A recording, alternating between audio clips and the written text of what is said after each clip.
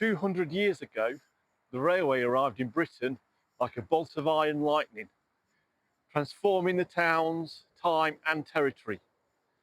In just a few decades, tens of thousands of miles of track stitched the island together. Then, almost as fast, we ripped many of them up. Now, we seem unable to build or close the line. So what changed?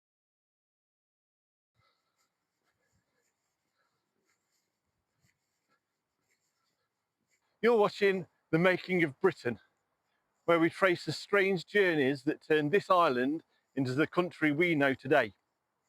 In this special episode, marking 200 years of British railways, we ask, why was it once so easy to build them and then to dismantle them?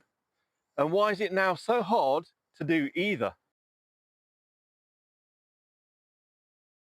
The year is 1825.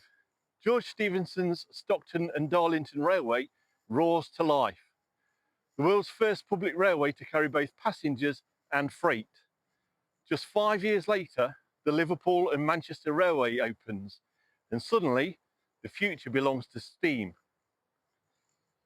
Our character this week is Thomas, the Yorkshire-born surveyor in his early 30s. He's one of hundreds hired by private railway companies. Armed with a theodolite, a team of navvies, and an understanding of land gradients, Thomas is laying out routes that will redefine the British landscape. He's not a government man. In fact, the government barely knows what's coming. How could something that transformed so much be built with so little public opposition? And who decided where the lines went? The truth is this: Britain's railways weren't built by the state. They were commercial ventures, both of speculation, ambition, and profit. In the 1830s and 40s, anyone with a vision and some capital could propose a line. Parliament, though required to approve each route via private bill, typically waved them through. There were no modern planning inquiries, no public consultations, and almost no environmental regulation. Landowners could object, but unless they were peers or politically well connected, they were usually overruled or bought off. Thomas's company lays lines across moorland and farmland, carving embankments and viaducts as needed.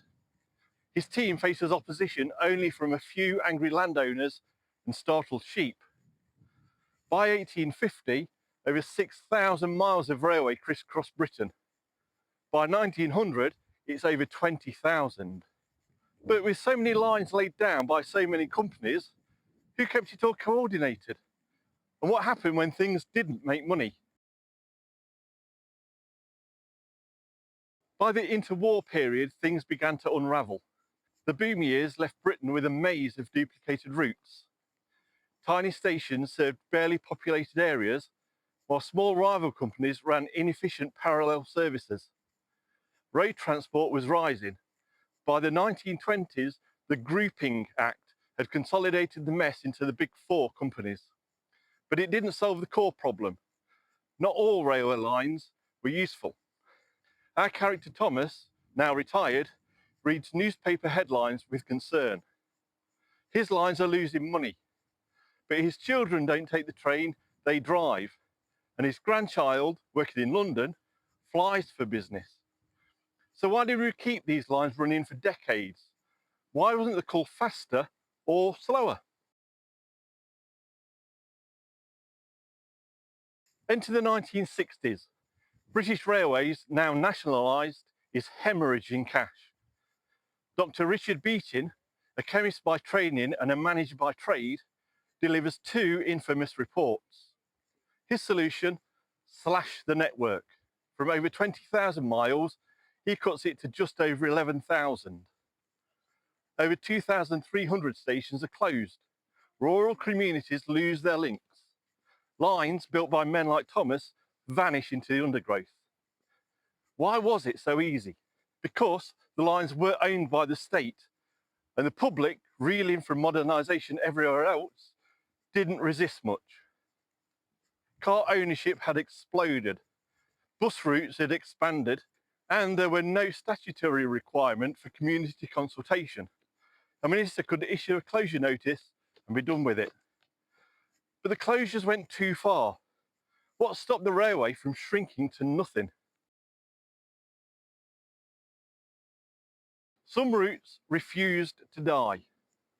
To officially close a railway line in Britain requires statutory closure procedures. And once that process became more burdensome post-Beeching, some lines were kept running with ghost trains, also known as Parliamentary trains, named after the 19th century requirement that at least one cheap service be offered to passengers. Today, these ghost trains run once a week, sometimes at inconvenient hours, on nearly empty trains. Not because anyone wants them, but because closing the line outright would trigger legal, political, and financial headaches. So if it's hard to close a railway, why is it even harder to build one?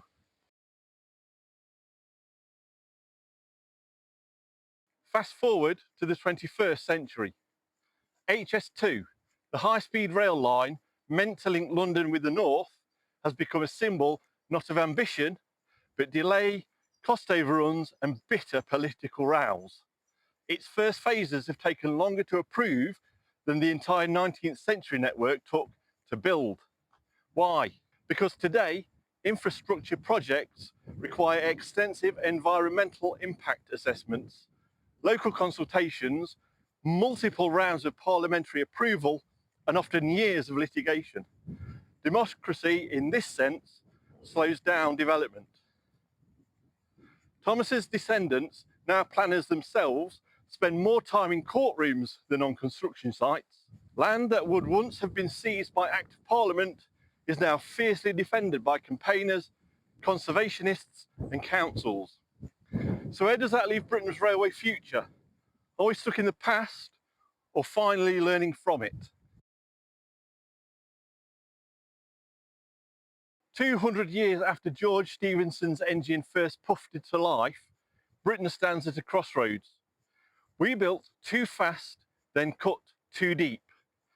Now, with climate change, regional inequality, and urban congestion back on the agenda, rail is fashionable again. But the tools we once used, speculative capital, rapid legislation, sweeping closures, no longer work in a more democratic, more cautious society. We can still lay tracks, but not like Thomas did, not without compromise, consultation, and cost. And the next time you see a ghost train on an almost disused line, or a new one take 25 years to approve, remember this: the story of Britain's railway is the story of how we learn to live, and sometimes struggle, with the consequences of our past ambitions.